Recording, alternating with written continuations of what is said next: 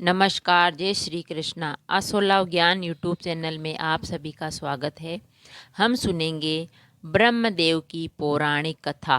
ब्रह्मदेव की पूजा क्यों नहीं होती है, इसकी क्या कथा है, क्या कहानी के बारे में। एक बार धरती की भलाई के लिए ब्रह्मा जी के मन में यज्ञ करने का विचार आया। इसके बाद उन्होंने यज्ञ की जगह की तलाश शुरू की। फिर उन्होंने अपनी बाह से निकले हुए एक कमल के फूल को धरती पर गिराया। ब्रह्मा जी का फूल जिस जगह पर गिरा वहीं पर उनका मंदिर बनवाया गया।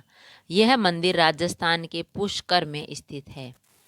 ब्रह्मा जी पुष्कर यज्ञ करने पहुँचे। इसी दौरान सभी देवताओं ने यज्ञ स्थल पर पहुँच गए, जबकि उनकी पत्नी सावित्री ठीक वक्त पर नहीं पहुँच पाई।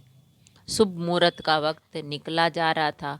इस यज्ञ को पूरा करने के लिए एक स्त्री की आवश्यकता थी। उस वक्त निकला जा रहा था, लेकिन सावित्री का उस समय कुछ पता नहीं था। वही यज्ञ अगर समय पर नहीं संपन्न होता तो इसका लाभ नहीं मिलता। इसलिए ब्रह्मा जी ने उस दौरान एक स्थानीय ग्वाला से विवाह कर लिया और यज्ञ की शुरुआत कर दी। यज्ञ शुरू होने के थोड़ी देर बाद ही जब सावित्री वहां पहुंची तो उन्होंने अपनी जगह एक अन्य स्त्री को ब्रह्मा जी के साथ बैठा देखा।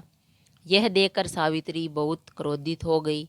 उन्होंने उसी वक्त ब्रह्मा जी को श्राप दिया कि इस पूरे संसार में कभी उनकी पूजा नहीं होगी और कोई भी व्यक्ति पूजा के समय उन्हें याद नहीं करेगा। सावित्री को इतने गुस्से में देखते हुए उस वक्त सभी देवी देवता डर गए।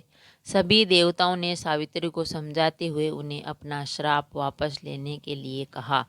सावित्री का गुस्सा जब ठंडा हुआ तब उन्होंने यह कहा कि जिस स्थान में ब्रह्मा जी ने यज्ञ किया है केवल उसी स्थान पर उनका मंदिर बनेगा। इसके बाद कहा जाता है कि देवी सावित्री पास में ही एक पहाड़ी पर तपस्या में लीन हो गई और आज भी वहाँ उपस्थित है। तो फ्रेंड्स, इस कहानी से हमें ये शिक्षा मिलती है कि कभी भी कोई भी फैसला जल्दीबाजी में नहीं लेना चाहिए।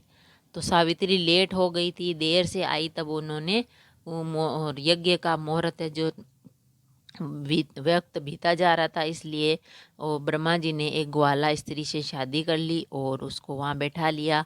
और यज्ञ में स्त्री और पुरुष दोनों का होना जरूरी होता है। तो सावित्री माता जो लेट हो गई थी तो उसकी जगह उन्होंने एक ग्वाला स्त्री से शादी करके उनको बिठा लिया और यज्ञ का प्रारंभ कर दिया।